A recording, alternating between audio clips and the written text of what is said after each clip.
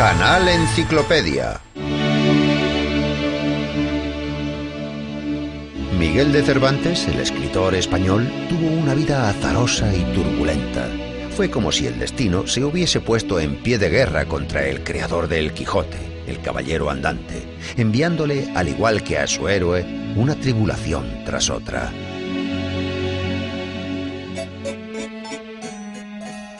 Miguel de Cervantes nació el 29 de septiembre del año 1547 en el seno de la familia de un noble arruinado, Rodrigo de Cervantes.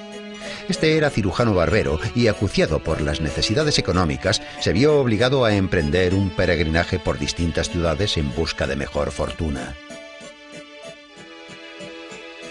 Al final, Miguel no tuvo más remedio que ponerse a trabajar.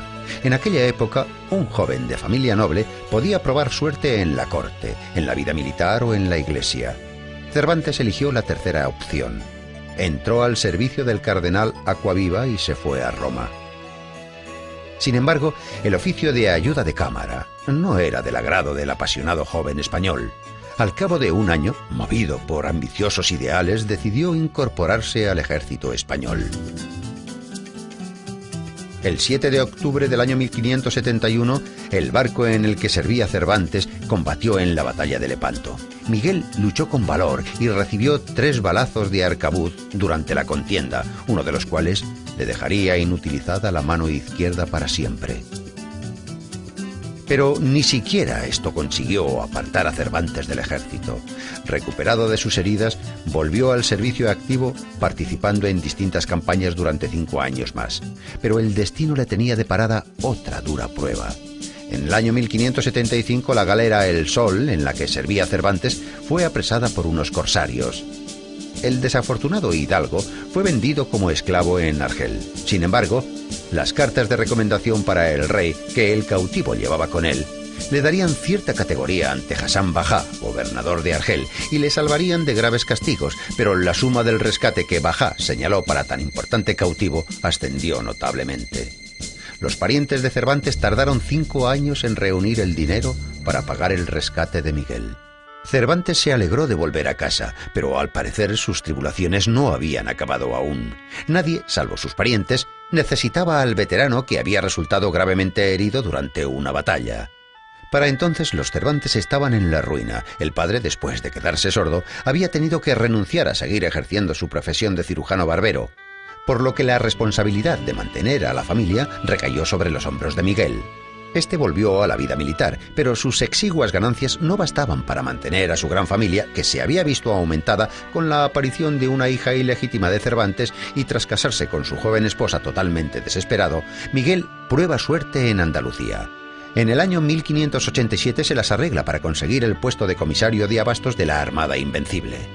Pero allí, donde los proveedores deshonestos se enriquecían en tan solo unos meses, el noble y honesto hidalgo no tuvo más que problemas. Fue encarcelado varias veces, víctima de falsas acusaciones de malversación de fondos.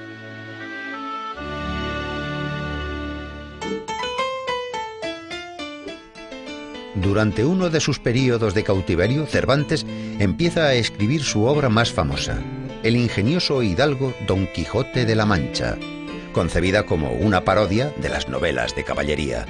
En aquel momento, Cervantes ya había escrito la novela La Galatea, varios dramas y más de 20 obras teatrales. Sin embargo, fue el relato de las aventuras de El Caballero de la Triste Figura el que inmortalizó a Cervantes. La novela, publicada en el año 1605, tuvo un éxito arrollador. Literalmente, el libro desapareció de las estanterías.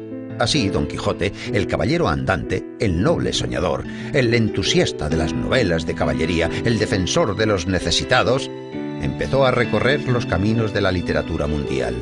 Su nombre se hizo famoso y aparecieron numerosas variaciones sobre el tema de las aventuras del ingenioso hidalgo.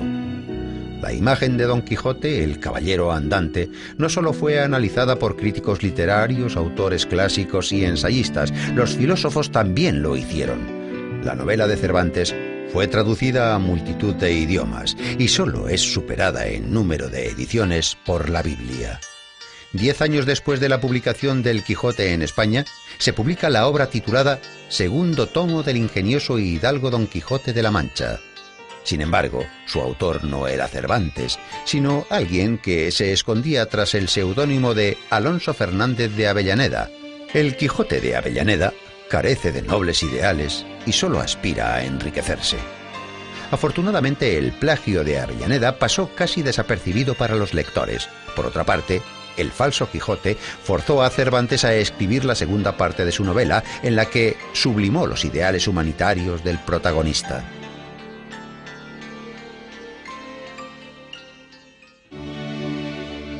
La publicación de los 2 volúmenes de El ingenioso hidalgo Don Quijote de la Mancha le reportó fama mundial, pero no hizo rico a Cervantes. El escritor pasó sus últimos años en Madrid, malviviendo en una bohardilla. En el año 1613, Cervantes ingresó como novicio en la Orden Tercera de San Francisco, en la que pronunciaría los votos definitivos 3 años después. El gran escritor falleció el 23 de abril del año 1616 y fue enterrado de caridad con el sayal franciscano en el convento de las Trinitarias. Pero sus héroes, el caballero de la triste figura Don Quijote de la Mancha y su fiel escudero Sancho Panza, llevan ya 400 años viviendo entre nosotros.